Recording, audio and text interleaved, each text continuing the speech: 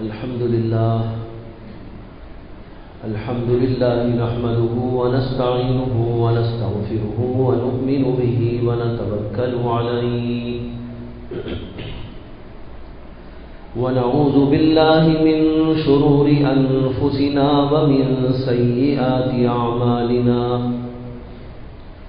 من يهده الله فلا مضل له ومن يضلله فلا هادي له ونشهد أن لا إله إلا الله وحده لا شريك له ونشهد أن سيدنا ومولانا محمدا عبده ورسوله صلى الله عليه وعلى آله وأصحابه وأزواجه وذرياته أجمعين أما بعد فأعوذ بالله من الشيطان الرجيم بسم الله الرحمن الرحيم يا أيها الذين آمنوا ادخلوا في السلم كافة ولا تتبعوا خطوات الشيطان إنه لكم عدو مبين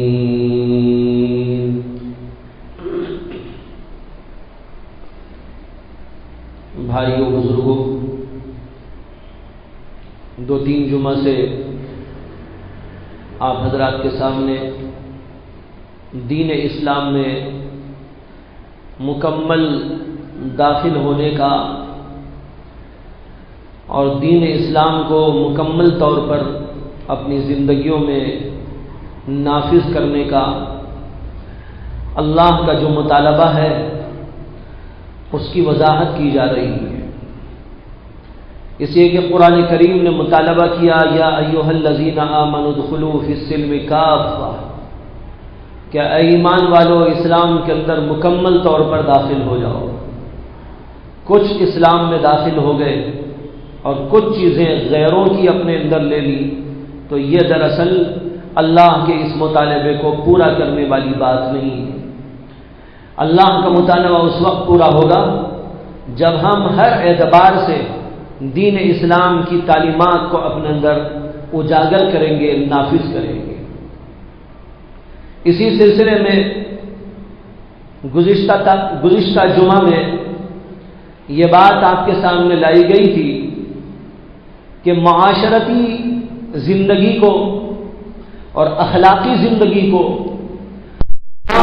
اسلام کے تابع اور اسلام کے قانون کے تابع بنانا چاہیے، لیکن جب سے ہم نے اسلام کی تعلیمات کو اپنی معاشرت سے نکال دیا اور اپنے اخلاق سے نکال دیا تو ہماری معاشرت بھی تباہ ہو گئی، ہمارے اخلاق بھی برباد ہو گئے۔ آج ہمارے اخلاق ایسے ہیں کہ ان اخلاق سے کوئی متاثر ہونے کے بجائے متنفر ہوتا ہے، وہ اسلام سے قریب ہونے کے بجائے اسلام سے اور زیادہ دور ہو جاتا ہے۔ ہماری معاشرت اور ایک دوسرے کے ساتھ جو زندگی بسر ہوتی ہے اس کی نوعیت اس قدر خراب ہو گئی ہے کہ اس کو دیکھ کر کوئی یہ نہیں کہہ سکتا کہ یہ اسلام کے ماننے والوں کی زندگی ہے۔ تو اس طریقے پر ہم نے اپنی معاشرت کو بگاڑ لیا ہے، اپنے اخلاق کو تباہ کر لیا ہے۔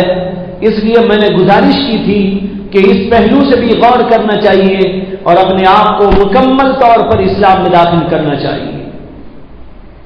معاشرت کے سلسلے میں نے مختصر طور پر اشارتاً آپ کو بتایا تھا کہ میاں بیوی کی زندگی ہے، اس زندگی میں اللہ اور اللہ کے رسول کے قوانین کیا ہیں، ایک دوسرے کے حقوق کیا ہیں، اسی طرح ماں باپ اور بچوں کے تعلقات ہیں، یہ کس طرح ہونا چاہیے، باپ بچوں کے ساتھ کیسا رہے اور بچے باپ کے ساتھ اور بڑوں کے ساتھ میں کس طرح زندگی کریں، اسی طرح پڑوسیوں کا حق کیا ہے، اپنے دوست احباب کا کیا حق ہے اور کس طریقے پر ان کے ساتھ میں ہماری زندگی ہونا چاہیے۔ یہ ساری کے ساری چیزیں معاشرتی زندگی کہلاتی۔ اس معاشرتی زندگی میں دو باتوں کا بہت زیادہ خاص لحاظ رکھنا چاہیے. ایک تو اس بات کا لحاظ ہونا چاہیے کہ جو حقوق اللہ نے میرے اوپر کسی کے بھی رکھے ہیں میں ان حقوق کو پورے طور پر ادا کروں. ماں باپ کا جو حق اللہ نے میرے اوپر رکھا میں ماں باپ کا حق ادا کروں. بیوی بچوں کا جو حق اللہ نے میرے اوپر رکھا میں اس کو برابر طور پر ادا کروں. پڑوسیوں کا جو حق اللہ نے میرے اوپر رکھا میں اس کو بھی ادا کروں. رشتہ داروں کا جو حق اللہ نے میرے اوپر رکھا میں اس کو بھی ادا کروں. غرض یہ کہ اپنے اوپر جو بھی کسی کا حق ہے اس حق کو پورے طور پر ادا کرنے کی کوشش کرنا. لیکن آپ غور کریں کہ کس قدر ہم حقوق کو تباہ کرتے ہیں. ہر آدمی کی یہ خواہش ہوتی ہے کہ سب میرا حق ادا کرے، لیکن جب اپنی طرف سے دوسروں کے حق کے ادا کرنے کا نمبر آتا ہے تو ہر آدمی سمجھتا ہے کہ میں آزاد ہوں، چاہے تو کروں چاہے تو نہ کروں. باپ کے بارے میں بچے کا خیال یہ ہے کہ ابا جی میرا پورا حق ادا کرے اور میرے نفقے کا، میرے خرچے کا، میرے گزر بسر کا اور میری رہائش کا، میرے کپڑوں کا، میرے ساتھ محبت کا، میرے ساتھ میں جو ہے شفقت کا، ان ساری چیزوں کا پورا حق ادا کرے. لیکن کبھی وہ یہ نہیں سوچتا کہ میرے اوپر اللہ نے باپ کا کیا حق رکھا ہے، باپ کے ساتھ مجھے کیسا پیش آنا چاہیے، باپ کا حق کیسا ادا کرنا چاہیے، اس سے گفتگو کا طریقہ کیا ہونا چاہیے. یہ نہیں کہ بے ڈھنگا پن اختیار کروں. قرآن کریم نے متعدد جگہ پر والدین کے حق کے اوپر بہت سیر حاصل گفتگو کی، اور ایک جگہ پر اللہ تعالیٰ کہتے ہیں وَلَا تَقُلْ لَهُمَا اُفٍّ وَلَا تَنْهَرْهُمَا وَقُلْ لَهُمَا قَوْلًا كَرِيمًا وَاخْفِضْ لَهُمَا جَنَاحَ الذُّلِّ مِنَ الرَّحْمَةِ وَقُلْ رَبِّ ارْحَمْهُمَا كَمَا رَبَّيَانِي صَغِيرًا. اللہ تعالیٰ کہتے ہیں کہ دیکھو ماں باپ کے ساتھ حسن سلوک ہونا چاہیے، بہترین انداز کا برتاؤ ہونا چاہیے، اور اسی میں یہ بھی فرمایا وَلَا تَقُلْ لَهُمَا اُفٍّ، ماں باپ کو اف تک نہ کہو. اف تک نہ کہو کا مطلب کیا ہے؟ یعنی اگر ان کی طرف سے کوئی بات ایسی پیش آ جائے جو تمہارے دل کو دکھ پہنچانے والی ہو اور تمہارے مزاج کے خلاف ہو اور تم کو پسند بھی نہ آ رہی ہو تو ایسی صورت کے اندر بھی اف کہنے کی اجازت نہیں ہے، بلکہ تم کو خاموشی کے ساتھ اسے برداشت کرتے چلے جانا چاہیے. وَلَا تَقُلْ لَهُمَا اُفٍّ وَلَا تَنْهَرْهُمَا، اور ان کو جھڑکیاں مت دو.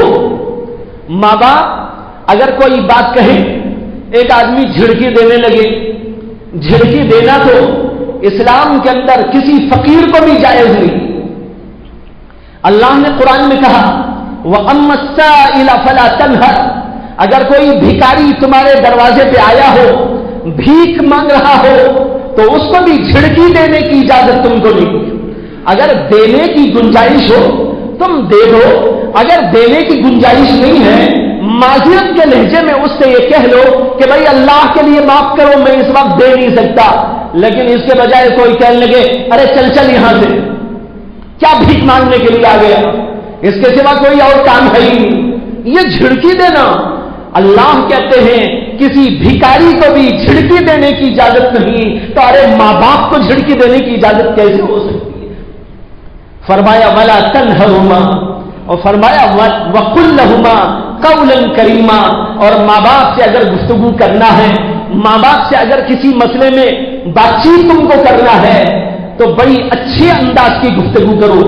قُلْ لَهُمَا قَوْلًا كَرِيمًا، کریم کہتے ہیں ایسے انداز سے گفتگو کرو جس انداز کے اندر ان کے شایان شان گفتگو ہونا چاہیے، ان کی شان سے گھٹی ہوئی کوئی عبارت نہ ہو.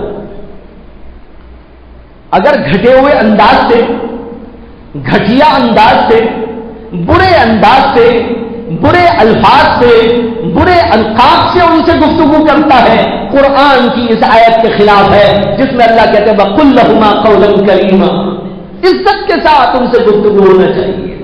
اور کہتے ہیں وقر رب، اور فرمایا وقل لہما قولا کریما واخفض لہما جناح الذل من الرحمہ، اور ماں باپ کے سامنے اپنی عاجزی کے پر بچھا دو، یعنی ان کے سامنے ذلیل ہو جاؤ، ان کے سامنے عاجز بن جاؤ، ان کے سامنے تکبر نہ کرو، ان کے سامنے اکڑ نہ مچاؤ، ان کے سامنے اکڑ کے نہ چلو، اکڑ کی گفتگو نہ کرو، اکڑ کا انداز اختیار نہ کرو، بلکہ وہاں پر تو ایسا ہی انداز ہونا چاہیے کہ تمہارے تواضع کے پر ان کے سامنے بچھتے چلے جائیں۔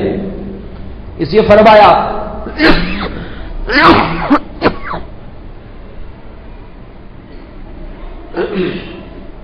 وَاخْفِضْ لَهُمَا جَنَاحَ الذُّلِّ مِنَ الرَّحْمَةِ، اور کہتے ہیں ان کے حق میں دعا بھی کیا کرو۔ دعا کیا کرے؟ اللہ نے دعا بھی سکھائی، ماں باپ کے لیے دعا کرنے کا انداز کیا ہو، کتنا پیارا انداز ہے جو اللہ نے ہم کو سکھایا، اس میں ان کے حق کا اعتراف بھی ہے، اور اعتراف حق کے ساتھ ساتھ ان کے حق میں دعا کا التزام بھی ہے۔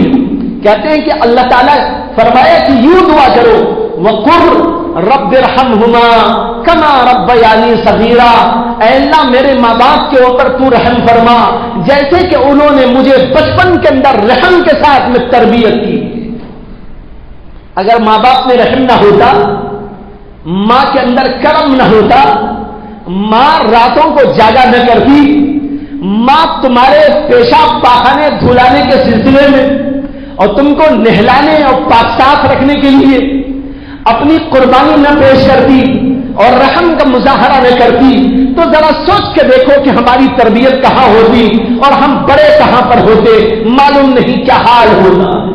اللہ نے ماں کے دل میں رحم کا عنصر پیدا کیا، باپ کے دل میں رحم کا عنصر پیدا کیا، اور جب بچہ روتا ہے، پلاتا ہے، شرارت کرتا ہے، تکلیفیں پہنچاتا ہے، کبھی بچے ایسا کرتے ہیں رات بھر روتے رہتے، لیکن ماں باپ ہے کہ سنبھالتے چلے جا رہے ہیں، نیند آ رہی ہے، دن بھر کام میں مشغولی تھی، رات کا وقت سونے کا آیا تھا، لیکن بچہ دن بھر تو سوتا رہا، رات میں جاگ رہا ہے اور پریشان کر رہا ہے، ماں کو سونے نہیں دیتا، آواز کر رہا ہے، باپ کی نیند میں خلل ڈال رہا ہے، لیکن ماں باپ ہے کہ بچے کی خاطر خود جاگ جاگ کے اس کو بہلاتے رہتے۔ یہ بتاؤ کیسے رحم کی بات ہے جو ماں باپ کے اندر اللہ نے رکھی۔ اللہ نے اس کا حوالہ دیتے ہوئے دعا کرنے کا حکم دیا کہ تم اللہ سے دعا کرو، اے میرے پروردگار میرے ماں باپ کے اوپر ایسا ہی رحم فرما جیسے کہ انہوں نے مجھے رحم و کرم کے ساتھ میرے بچپن میں میری تربیت کی۔ لیکن آج بچہ بڑا ہو جاتا ہے، بڑا ہونے کے بعد ماں باپ کے سارے حقوق کو بھلا بیٹھتا ہے، وہ یہ سمجھتا ہے میری ہی عقل سب سے بڑی ہے۔ یہ پرانے زمانے کے لوگ، اور ان کو پتہ نہیں عقل بھی تھی کہ نہیں تھی، میں جدید زمانے کا آدمی، ماڈرن زمانے کی تہذیب اور نئے نئے آلات، نئے نئے حالات میرے سامنے ہیں، ان بے وقوفوں کو کیا خبر ہے؟ یہ پرانے زمانے کے لوگ، ان کی عقل سٹیا گئی ہے، اس لیے ماں باپ کا احترام بھی نہیں، ماں باپ کے ساتھ اچھا سلوک بھی نہیں، ماں باپ کی بات ماننے کے لیے تیار بھی نہیں، ماں باپ کی بات کو وقت دینے کے لیے بھی تیار نہیں۔ یہ صورتحال آج لوگوں نے پیدا کر لی۔ قرآن کے یہ احکامات پڑھو، ماں باپ کے حق کو پہچاننے کی کوشش کرو تو اللہ نے ایک طرف ماں باپ کے حق بتائے اور دوسری طرف بچوں کے جو حق ماں باپ پر ہوتے ہیں وہ بتائے۔ ان کی تعلیم کا حق ہے، ان کی تربیت کا حق ہے، ان کی شادی کا حق ہے، ان کی اور ذمہ داریاں ہیں۔ اللہ نے ماں باپ کو مکلف کیا کہ تم ان ذمہ داریوں کو سنبھالو، اپنے بچوں کو اچھی تعلیم دو، اپنے بچوں کو اچھی تربیت کرو، ان کے اخلاق کو سنوارو، ان کے اخلاق کو بناؤ، ان کے ایمان کو بناؤ، ان کے اندر توکل اللہ پیدا کرو، ان کے اندر نیک صفات پیدا کرو، اچھی خوبیاں ان کے اندر پیدا کرو۔ آج ماں باپ نے ایک طرف بچوں کے حقوق کو بھلا دیا تو بچوں نے ماں باپ کو ایک طرف کر کے رکھ دیا ہے۔ بھائیو دونوں طرف سے نباہ ہوتا ہے۔ اگر ماں باپ نے بچوں کی اچھی تربیت نہیں کی، ان کو سکھایا ہی نہیں کہ ماں باپ کا حق کیا، ان کو بتایا ہی نہیں کہ ایمان کیا، ان کی تربیت ہی نہیں کی کہ وہ اچھے اخلاق اپنے اندر پیدا کرے، ایمان پیدا ہو، توکل پیدا ہو، تعلق مع اللہ پیدا ہو، اور اللہ کی محبت ان کے دل میں پیدا ہو، خوف و خشیت و تقوی ان کے اندر پیدا ہو، تو ظاہر بات ہے وہ تو غلط راہ پہ جائیں گے۔ جب غلط راہ پہ جائیں گے تو غلط راہ پہ پڑنے کے بعد ماں باپ کو بھی ٹھکرانے کے لیے تیار ہو جائیں گے۔ اس لیے اگر ماں باپ چاہتے ہیں کہ بچے اچھے ہوں اور اپنا حق ادا کریں تو ان کو اچھی تربیت دینے کی کوشش ہونی چاہیے۔ ہمارے بزرگوں میں حضرت فرید الدین گن شکر کا نام بڑا مشہور نام ہے، اجل اولیاء میں سے ہیں، بہت بڑے صوفیاء میں سے ہیں، ہندوستان کے نامور بزرگوں میں ان کا نام شمار ہوتا ہے۔ ان کے واقعات کے اندر لکھا ہے کہ جب وہ ابھی بچے تھے تو ان کی والدہ نے ان کی تربیت کی بہت ساری چیزوں کی، اور اسی کے اندر تربیت یہ بھی انہوں نے کی کہ اللہ پر یقین کرو، اللہ پر توکل کرو، دینے والی ذات اللہ کی، لینے والی ذات اللہ کی، یہ بات ان کے دل میں پیدا کرنا چاہتے تھے۔ تو ان کی والدہ نے بچے کو سمجھایا کہ بیٹا دیکھو، جو کچھ دیتا ہے لیتا ہے وہ اللہ ہی کا کام ہے، دینا اسی کا کام، لینا اسی کا کام۔ فرید الدین گن شکر کو شکر سے بڑی محبت تھی، اور ویسے بھی بچوں کو مٹھائی سے بڑی الفت ہوتی ہے، بڑی محبت ہوتی ہے، بڑا اس کا ذوق و شوق و چسکا ہوتا ہے۔ کہیں بھی مٹھائی ان کو دکھ جائے تو فوراً اس کی طرف وہ لپکتے ہیں۔ ان کو بھی جو ہے شکر کی بڑی خواہش تھی۔ ماں نے ان سے کہا کہ تم کو شکر بہت پسند ہے، لیکن شکر میں نہیں دے سکتی، کوئی اور نہیں دے سکتا، شکر دینے والی ذات تو اللہ کی ذات ہے، اس لیے تم مصلی بچھاؤ، نماز پڑھو، اس کے بعد اللہ سے دعا مانگا کرو کہ اللہ مجھے شکر چاہیے، تو مجھ کو شکر عطا فرما دے۔ بچے کو یوں تربیت، اور دوسری طرف یہ کیا کہ ایک پڑیا بنائی اور اسے مصلی کے نیچے رکھ دیا، شکر کی پڑیا۔ بچہ نماز میں مشغول ہے، اس کے بعد دعا کر رہا ہے، پیچھے سے ماں نے مصلی کے نیچے ایک چھوٹی سی پڑیا بنا کے شکر کی رکھ ڈالی۔ بچہ دعا کرنے کے بعد اٹھا اور کہا کہ امی جان مجھے اب اللہ شکر کیسے دیں گے؟ انہوں نے کہا تم مصلی اٹھاؤ، دیکھو اللہ تمہیں مصلی کے نیچے سے دے دیں گے۔ بچے نے مصلی اٹھایا، شکر وہاں موجود تھی، بچے نے یقین کیا کہ دینے والی ذات اللہ کی ہے۔ یہ کوئی دھوکہ نہیں تھا، ایک تربیت کا انداز تھا، اس لیے کہ بچے کے ذہن کے اندر یہ بھی تھا نا کہ آسمان سے اللہ عطا کرتے ہیں، یہ تو مشکل تھا۔ اب اس بات کو سمجھانے کے لیے ایک انداز انہوں نے اختیار کیا، تربیت کا ایک نرالا انداز اختیار کیا، اس لیے کہ دینے والی ذات تو اللہ ہی کی ہے، چاہے وہ دکان سے دے یا مکان سے دے، ماں کے ذریعے سے دے، باپ کے ذریعے سے دے، کسی اور شخص کے ذریعے سے دے، دنیا کے کسی بادشاہ کے ذریعے سے دے، کہیں سے بھی کسی کو کچھ مل رہا ہے، اس کو یقین کرنا چاہیے کہ یہ اللہ ہی دے رہا ہے۔ یہ ذرائع ہیں، یہ وسائل ہیں، یہ آلات ہیں، یہ مختلف چیزیں درمیان میں اللہ نے اس کو رکھا ہے، یہ سب کی سب چیزیں ذرائع کا درجہ رکھتی ہیں، باقی معطی اور عطا کرنے والی ذات تو صرف اور صرف اللہ کی ذات ہے۔ حدیث میں اللہ کے رسول نے فرمایا اللہ یعطی، اللہ تعالیٰ ہی عطا کرنے والے ہیں اور ہم تو صرف تقسیم کرنے والے ہیں۔ بندہ کیا کام کرتا ہے؟ تقسیم کرنے کا کام کرتا ہے۔ جو آج کل کے مالدار سمجھتے ہیں کہ ہم غریبوں کو دے رہے ہیں تو ہم اپنی جیب کی دے رہے ہیں، یہ بات جو ہے غلط تصور ہے، باطل خیال ہے۔ تم اپنی جیب سے نہیں دیتے بلکہ تمہاری جیب میں خدا نے ان کی پونجی اتار دی ہے، تمہارے جیب میں خدا نے رکھی ہے۔ میرے فلاں بندے کہا میں تیرے جیب میں ڈال رہا ہوں، تیرے دکان کو بھیج رہا ہوں، تیرے مکان کو بھیج رہا ہوں، اس لیے جب بھی یہ نمبر آئے دینے کا یہ سمجھ کر دینا کہ اس کا مال میرے پاس میں رکھا ہوا ہے۔ غریب کا مال آپ کے پاس میں ہے، اگر آپ نہیں دیں گے آپ مجرم ہیں اور خیانت کرنے والے ہیں. یہ اللہ کا مال آپ کو عطا کیا گیا تھا، فلاں کو پہنچاؤ. آپ نے اگر غریبوں کو نہیں پہنچایا اور فقیروں کو نہیں پہنچایا، مسکینوں کو نہیں پہنچایا، اسی طرح اور جہاں جہاں آپ کی ذمہ داری ہے وہاں نہیں دیا، قیامت کے دن پوچھ ہوگی کہ تم نے کیوں نہیں دیا. ہم نے تمہارے جیب میں اس لیے دیا تھا کہ فلاں فلاں کو تم دے دیتے، اور تم نے سمجھ لیا کہ تمہارے ہی لیے ہے. یہ تمہارے لیے نہیں تھا بلکہ فلاں اور فلاں کے لیے تھا. تو بہرحال حضرت خواجہ فرید الدین گنج شکر رحمت اللہ علیہ مسلح اٹھاتے اور وہاں سے شکر کی پڑیاں مل جاتی. انہوں نے یقین کیا کہ اللہ کی ذات ہے جو مجھ کو عطا کرنے والی ہے. اب یہ روزانہ سلسلہ ہو گیا. جب بھی نماز کا وقت آیا تو انہوں نے مصلی بچھایا، نماز پڑھ لی، اس کے بعد دعا کر لی. اس لیے کہ آدمی دعا وہ کرتا ہے جو اس کے دماغ میں بڑی اہم چیز ہوتی ہے. اب بچے کا ذہن شکر کو بہت چاہتا تھا. انہوں نے شکر کی دعا کر لی کہ اللہ شکر عطا کر دے. تو ان کے ذہن کے مطابق وہ دعا کرتے تھے، شکر مل جایا کرتی تھی. اور یہ سلسلہ چلتا رہا کئی مہینوں تک. یہاں تک کہ ایک دن ایک واقعہ پیش آیا کہ ان کی والدہ کہیں پڑوس میں کسی ضرورت سے گئی تھی اور یہاں نماز کا وقت ہو گیا. نماز کا وقت ہوا تو خواجہ فرید الدین نے حسب معمول وضو کیا اور حسب معمول مصلی بچھایا، نماز بھی پڑھ لی، دعا بھی کرنے لگے.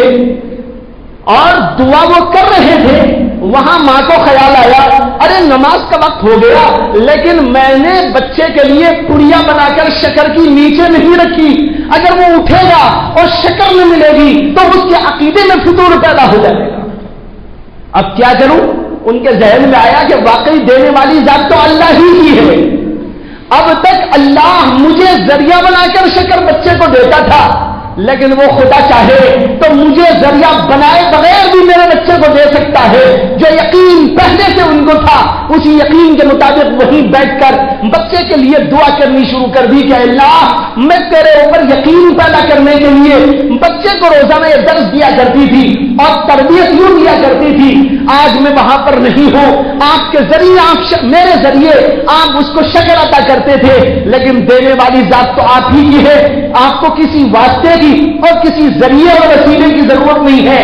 آپ بغیر وسیلے اور ذریعے کے بھی عطا کر سکتے ہیں. میرے بچے کو آپ بغیر وسیلے ذریعے کے عطا کر دیجیے. وہ دعا وہاں کی اور اس کے بعد چلی آئی. یہاں بچے نے یہ کیا کہ حسب معمول دعا کرنے کے بعد اپنا مصلی اٹھایا تو آج عجیب و غریب تماشا دیکھتے ہیں. پڑیا ہی نہیں بلکہ وہاں تو شکر کا خزانہ ہے. شکر ہی شکر یہاں سے وہاں تک خزانے کا خزانہ موجود ہے. انہوں نے کہا اللہ اکبر، آج تک مجھے خدا ایک پڑیا میں دیا کرتا تھا، اب اللہ نے مجھے شکر کا خزانہ عطا کر دیا. کہتے ہیں کہ وہ خزانہ اس قدر بڑا اور اس قدر عظیم تھا کہ ہزاروں نہیں لاکھوں لوگوں کو دیا کرتے تھے اور وہ ختم نہیں ہوا کرتا تھا. اسی لیے ان کا نام ہو گیا بابا فرید الدین گنج شکر رحمت اللہ علیہ. یہ حضرت خواجہ نظام الدین اولیاء رحمت اللہ علیہ کے خلفاء میں سے. نظام الدین اولیاء کے نام کون نہیں جانتا؟ جن کا نظام الدین اولیاء بستی میں مزار ہے، وہ بستی کا نام بھی انہی کے نام پر ہے. خواجہ نظام الدین اولیاء اسی بستی میں رہتے تھے، وہی ان کا مزار بھی موجود ہے. اسی کے بازو میں تبلیغی مرکز عظیم الشان موجود ہے، جس کو یہاں سے بھی لوگ جاتے ہیں، ساری دنیا سے آتے ہیں. نظام الدین مرکز کے نام سے وہ نظام الدین مرکز دراصل انہی کے نام پر ہے.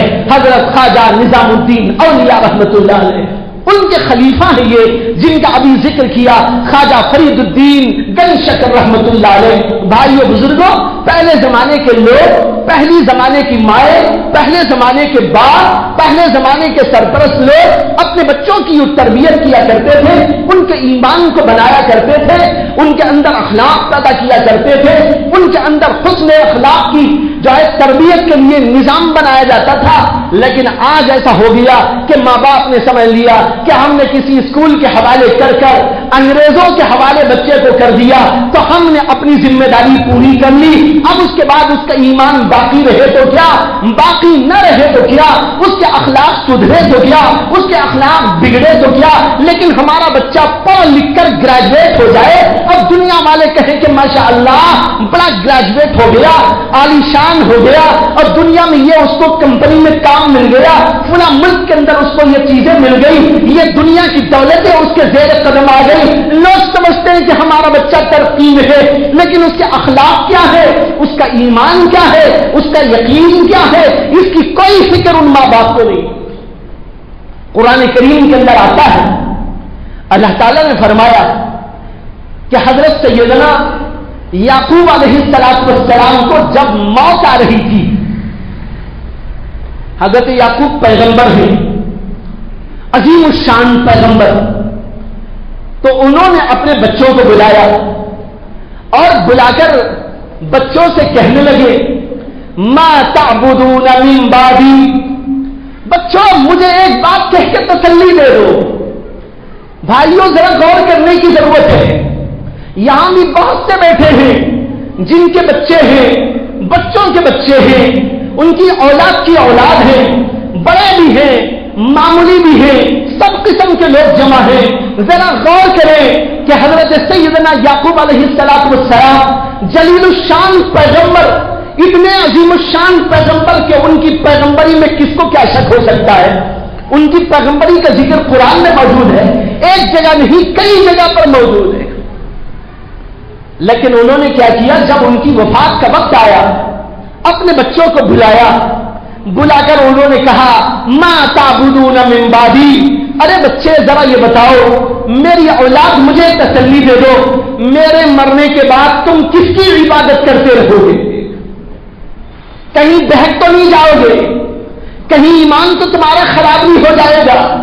کہیں ادھر ادھر جو ہے سر تو ٹکراتے نہیں پھرو گے؟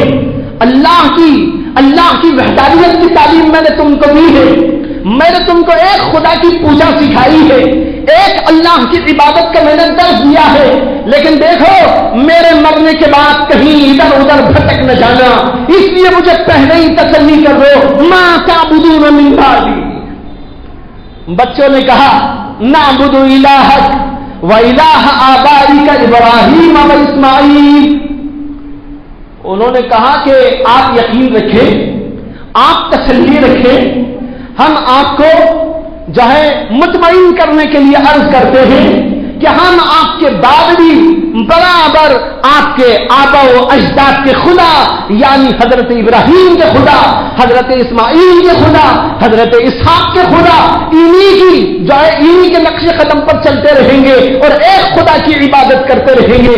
الہ واحدہ، ایک خدا کی پرستش کرنا یہ اپنی فطرت میں داخل ہو گیا، اس کو ہم نہیں ادھر ادھر ہونے دیں گے۔ آج ہم نے کبھی اپنے بچوں کو پوچھا، ہمارے بچوں کے سلسلے میں ان کے یقین اور ایمان کی کبھی فکر ہم نے کی؟ کیا ایسا نہ ہو کہ بچے بہک جائے، گڑبڑ کرنے لگے اور غلط راہوں پہ پڑ جائے، ان کے عقیدے برباد ہو جائے تو کیا ہوگا؟ کبھی ہم نے اس کی فکر کی ہو؟ ایک طرف یہاں پر سننے کی سمجھنے کی بات یہ ہے کہ حضرت یعقوب علیہ السلام نے اپنی اولاد کی تربیت پورے طور پر کر دی، تربیت پورے طور پر کرنے کے بعد وفات کے وقت تسلی کے لیے پوچھ رہے ہیں۔ آج ہمارے اندر یہ مزاج نہیں ہے، اس لیے بھائیوں دونوں باتیں ہونی چاہیے، ایک طرف ماں باپ کا حق ادا کرنا، بچوں کی ذمہ داری وہ اس کو سیکھا کرے، اور دوسری طرف یہ ہے ماں باپ اپنے بچوں کے جو حقوق ہیں ان کے اوپر عائد ہوتے ہیں اس کی فکر کیا کرے۔ یہ بات میں نے پہلے بھی عرض کر دی لیکن دوبارہ ذہن میں آ گئی بات، اس لیے میں نے بطور تاکید دوبارہ آج آپ کے سامنے پھر کہہ دیا ہے۔ اسی طرح اور بہت ساری رشتہ داریاں، بہت سے تعلقات ہوتے ہیں، ان میں سے ایک اور بات پڑوسیوں کا حق۔ اور اسلام میں پڑوسی کسے کہتے ہیں؟ جو بھی ہمارے بازو رہنے والا، اور بازو رہنے والے دو قسم کے ہوتے ہیں. ایک بازو رہنے والا وہ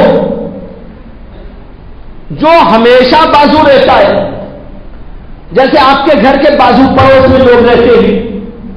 آپ کی دکان ہے، دکان کے بازو ایک اور صاحب کی دکان ہے، وہ آپ کے پاس ہمیشہ رہتے ہیں. کچھ پڑوسی وہ بھی ہوتے ہیں جو ہمیشہ نہیں رہتے، وہ صرف کچھ گھنٹوں کے لیے آپ کے ساتھ میں ہو جاتے ہیں، کچھ دیر کے لیے آپ کے ساتھ میں رہ پڑتے ہیں. جیسے آپ بس میں جا رہے تھے، ٹرین میں جا رہے تھے، پلین میں جا رہے تھے، اور کسی جگہ پر کچھ لوگوں سے واسطہ و تعلق پیدا ہو گیا، کچھ گھنٹوں کے لیے بیٹھک ہو گئی، جیسے یہاں پر جمع ہو گئے، یہاں ایک دوسرے کے بازو بیٹھے ہیں، یہ آپ بھی ایک دوسرے کے پڑوسی ہیں. یہ دونوں قسم کے پڑوسیوں کا شریعت نے حق بتایا. پڑوسیوں کے حق کے سلسلے میں اسلام یہاں تک کہتا ہے، ایک حدیث میں آتا ہے کہ اللہ کے نبی علیہ السلام نے فرمایا، وہ آدمی مومن نہیں، وہ آدمی مومن نہیں، وہ آدمی مومن نہیں. صحابہ نے کہا کہ یا رسول اللہ کون آدمی مومن نہیں؟ اللہ کے رسول نے فرمایا وہ آدمی مومن نہیں جس سے اس کے پڑوس والے محفوظ نہیں. یہاں غور کیجئے، اللہ کے رسول کہہ رہے ہیں جس آدمی کے پڑوسی اس کی تکلیفوں سے، اس کی ایذاؤں سے محفوظ نہیں، وہ آدمی مومن نہیں ہو سکتا. مومن وہ ہوتا ہے جس کے پڑوسی اس سے محفوظ ہو. ایک حدیث میں آتا ہے اللہ کے رسول علیہ السلام کہتے ہیں ما زال جبرائیل یوصینی بالجار حتی ظننت انہ سیورثہ.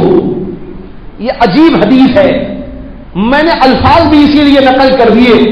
اللہ کے رسول علیہ السلام فرماتے ہیں مجھ کو برابر حضرت جبریل پڑوسی کے بارے میں وصیت کرتے رہے، پڑوسی کا حق ادا کرتے رہو، پڑوسی سے اچھا سلوک کرتے رہو، پڑوسی کو تکلیف نہ پہنچایا کرو. اللہ کے نبی کہتے ہیں مجھے جبریل علیہ السلام مسلسل برابر وصیت کرتے رہے پڑوسی کے حق میں کہ دیکھو پڑوسی کا حق ادا کرتے رہنا.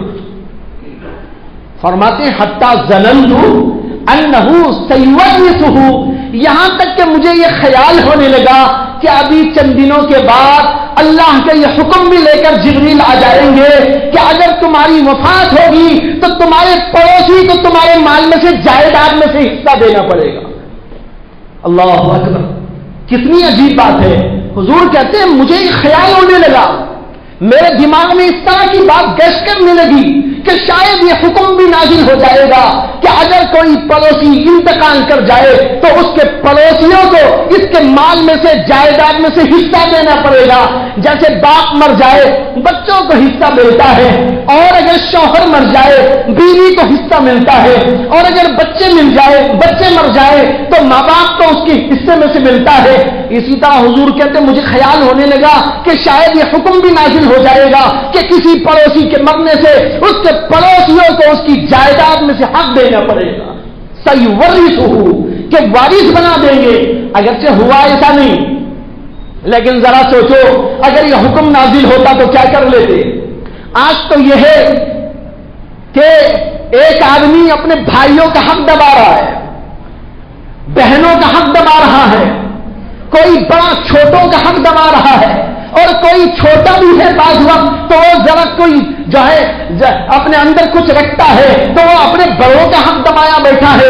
آج ایک دوسرے رشتہ داروں کا حق ادا کرنے کو تیار نہیں، پڑوسیوں کے کیا حق ادا کرتے اور پڑوسیوں کو جائیداد میں سے کہاں دے دیتے.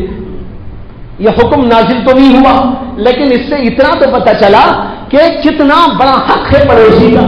اس لیے پڑوسی کو ایذا نہ دو تکلیف نہ دو، اس کا خیال ہمیشہ رکھا کرو کہ ہماری طرف سے کوئی اذیت و پریشانی اس کو نہ ہونے پائے، بلکہ اس کو ہماری طرف سے راحتیں پہنچے، آرام پہنچے، سکون پہنچے، کوئی ایسی گڑبڑ ہمارے گھر میں نہ ہو، پڑوسیوں کو اذیت و تکلیف ہو، یا کوئی ایسا انداز اختیار نہ کرے جس سے کہ دوسروں کو تکلیف ہونے لگے، یہ ساری باتیں اس کے اندر داخل ہو جاتی ہیں۔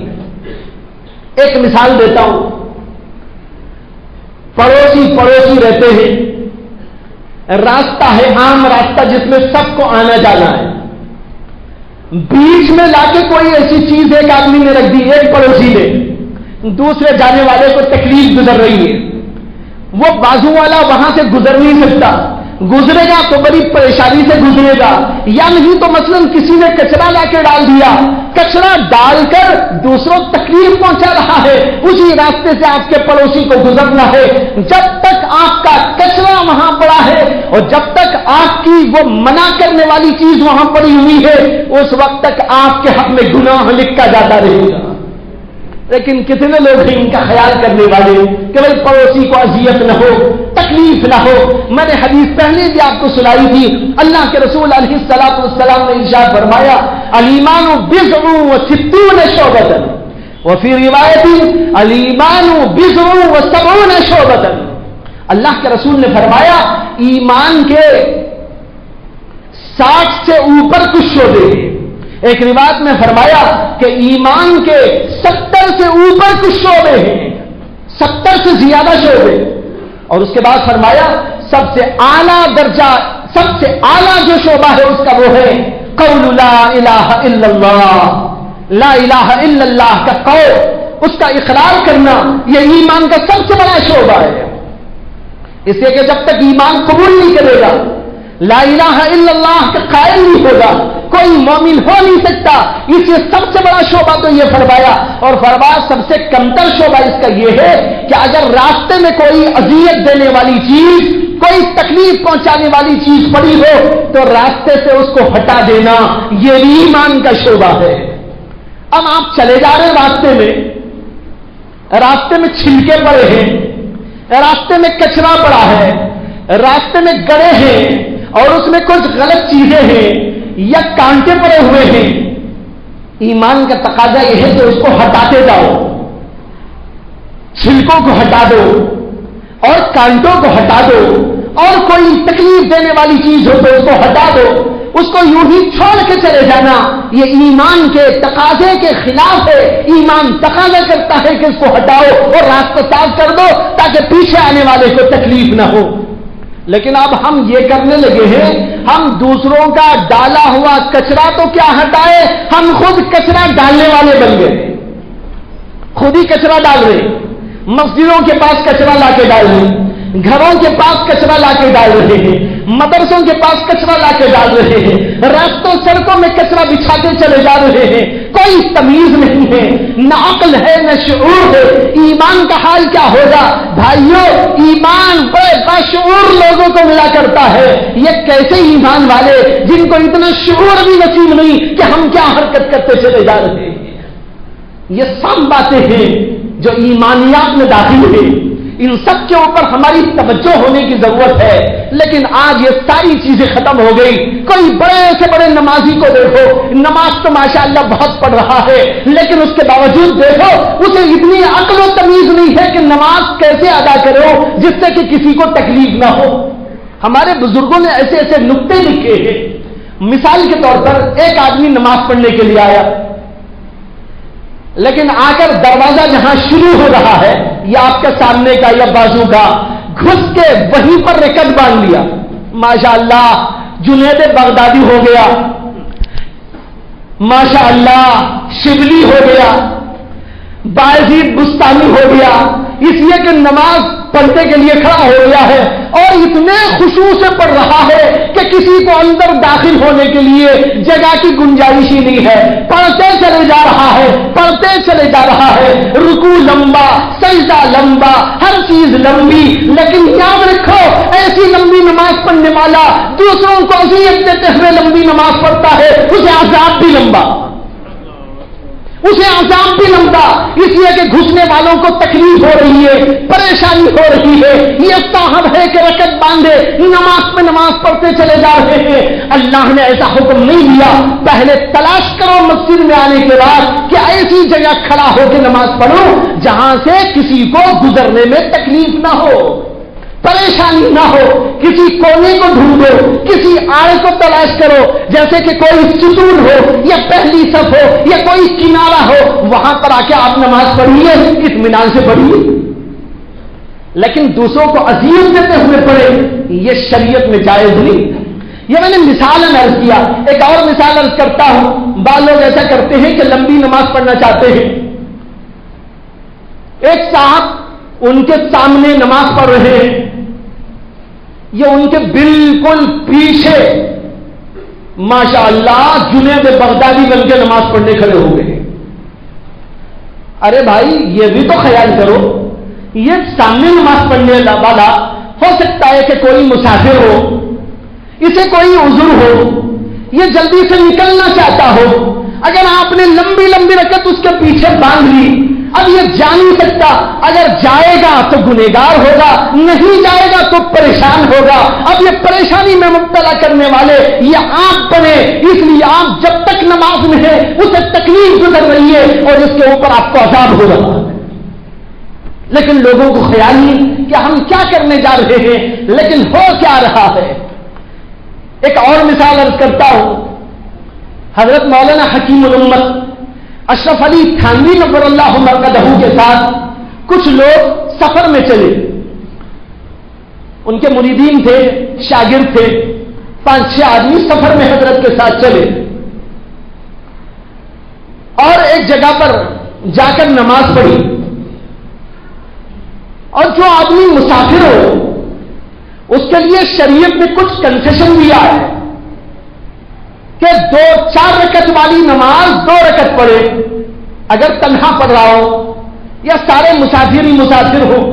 ہاں اگر جماعت سے پڑھے تو پوری پڑھنا ضروری ہے، جیسے اگر اس مسجد میں کوئی آ گیا، امام صاحب نماز پڑھا رہے ہیں، وہ مسافر ہے، وہ 2 رکعت نہیں پڑھے گا، امام کے ساتھ پڑھے گا تو 4 رکعت پڑھے گا۔ لیکن تنہا پڑھے یا سارے کے سارے لوگ مسافر ہی مسافر ہو تو اس صورت میں حکم یہ ہے کہ 2 رکعت نماز پڑھے گا۔ اللہ نے اس کو کنسیشن دے دیا، اور دوسرا کنسیشن یہ دیا کہ جو سنتیں وہ نوافل ہیں وہ چھوڑ دو، کوئی مضائقہ نہیں، پڑھنا چاہے تو اجازت ہے، اگر نہ پڑھنا چاہے تو کوئی گناہ کی بات نہیں، آپ سنتیں مؤکدہ کو بھی چھوڑ سکتے ہیں۔ یہ ہے شریعت کا حکم۔ اب حضرت تھانوی گئے، نماز پڑھی، نماز پڑھنے کے بعد حضرت تھانوی نکل پڑے، لیکن 2-4 آدمی خضوع سے رکعت باندھ کے سنتیں پڑھنے لگے۔ اب دیکھو مسافرت ہے، آگے چلنا ہے اور لوگ بھی ساتھ میں ہیں اور ان کو انتظار کرنا پڑ رہا ہے، اور ہو سکتا ہے کہ ایسے موقع پر ٹرین چھوٹ جائے، پلین چھوٹ جائے، کوئی سواری چھوٹ جائے یا اور کوئی مسئلہ پریشانی کا پیش آ جائے۔ اب یہ 2-3 آدمی جو ہے خضوع سے لمبی چوڑی رکعتیں پڑھ کے واپس آئے۔ حضرت تھانوی رحمۃ اللہ علیہ نے فرمایا کہ بھائی سنتیں اگر اسی طرح پڑھنے کی جو ہے گنجائش ہوتی تو شریعت پہلے یہ کہتی کہ 2 رکعت پڑھنے کے بجائے 4 ہی پڑھ لیا کرو، لیکن اللہ نے 4 رکعت فرض میں سے 2 کو معاف کر دیا، اور تم نے سنتیں اتنی لمبی پڑھی کہ اتنی لمبی سنتیں پڑھنے سے جو شریعت نے ہم کو کنسیشن دیا تھا وہ کنسیشن تو ختم ہو گیا، اس کا تم نے کوئی لحاظ نہیں کیا۔ حضرت تھانوی نے فرمایا میرا طریقہ کار یہ ہے، آپ لوگوں کو میں بتا دینا چاہتا ہوں، میرا طریقہ کار یہ ہے کہ میں جب جاتا ہوں کہیں سفر میں اور میرے ساتھ کچھ ساتھی ہوتے ہیں تو میں سنت و نوافل اس خیال سے نہیں پڑھتا کہ میری سنت و نوافل پڑھنے سے دوسروں کو تکلیف پہنچے گی۔ یہ ہے شریعت کے احکامات جس کی طرف آج ہمارا کوئی دھیان نہیں جاتا۔ تو بھائی یہ سب چیزیں ہیں یہ سب چیزیں دراصل کچھ جزیات، لیکن کلیہ جو نکلتا ہے وہ کیا ہے کہ ہم ایسی معاشرت اختیار کریں، ایسا انداز زندگی کا اختیار کریں جس سے کسی کو تکلیف نہ ہو، اذیت نہ ہو، پریشانی نہ ہو۔ میں آپ کو سنا رہا تھا پڑوسیوں کہا، اور پڑوسی یہ بھی ہوتے ہیں جیسے کہ میں نے کہا آپ کے بازو بیٹھنے والا آپ کا پڑوسی، آپ کے ساتھ ٹرین میں چلنے والا آپ کا پڑوسی، اسی طرح پلین میں آپ بیٹھے ہیں بازو کوئی بیٹھا ہے وہ آپ کا پڑوسی، اس کی آپ رعایت کریں، اس کے ساتھ حسن سلوک برتے، اس کے ساتھ اچھا انداز اختیار کرے، اور کچھ کھانے کی چیز ہے اسے بھی کھانے میں شریک کر لیا کرے، پانی کی ضرورت ہو پانی دے دیا کرے، اسے جگہ کی ضرورت ہو حق کے جگہ دے دیا کرے۔ یہ ساری چیزیں شریعت نے ہم کو سکھائی، اس قدر بھلی چیزیں اور بہترین آداب اسلام نے ہم کو سکھائے کہ اگر ان ساری چیزوں پر آج عمل دنیا بھر میں شروع ہو جائے تو انشاءاللہ امید ہے کہ چند ہی سالوں کے اندر میں پوری دنیا تو نہیں کہہ سکتا، لیکن بھائیوں بزرگوں اگر پوری دنیا کے مسلمان اس کے اوپر ہر جگہ عمل کرنے لگے آدھی دنیا تو مسلمان ہو جائے گی۔ لیکن آج ہم نے کیا کیا؟ نفرت کے بیج بو دی، ٹرینوں میں جا رہے لڑائی ہو رہی، تو بیٹھے کہ میں بیٹھوں، وہ کہتا مجھے جگہ دو، وہ کہتا مجھے جگہ دو۔ اگر یوں کہہ دیا جائے اس وقت کہ جناب سیٹ تو میری ہے لیکن مجھے کوئی بات نہیں پریشانی کی، آپ تشریف فرما ہو جائے تو مجھے بڑی خوشی ہوگی۔ اب سوچو کہ اگر آپ یہ کہہ دیں جملہ کہ آپ کے بیٹھنے سے مجھے راحت پہنچے گی، آپ کے کھڑے ہونے سے میرے پیروں میں درد ہوگا، اگر آپ یہ کہہ کر کسی کو بٹھا دے اگر اسے وہ غیر مسلم ہو اس کے دل کے اوپر اسلام کا کتنا بڑا اثر پہنچے گا۔ لیکن ہم تو کیا کرتے ہیں، نہیں تجھے تو ہم جگہ ہی نہیں دیں گے۔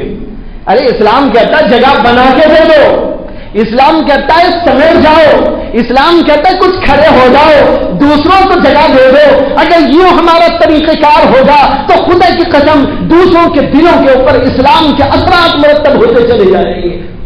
یہی ہمارے بزرگوں کا طریقہ رہا۔ کچھ چیزیں تو اس سے پہلے بھی آپ کو میں نے عرض کی، آج بھی دوبارہ اسی مضمون کو ذرا اور تفصیلاً عرض کیا، کچھ اور مثالوں کے ذریعے واضح کرنے کی کوشش کی کہ ہمیں ان ساری چیزوں پر نظر رکھنے کی ضرورت ہے، اس طریقے پر اپنی معاشرت اور اپنے اخلاق کو بنانے کی ضرورت ہے۔ اللہ مجھے بھی اور آپ کو بھی تمام مسلمانوں کو بھی ہدایت و توفیق عطا فرمائے۔ وآخر دعوانا ان الحمد للہ رب العالمین۔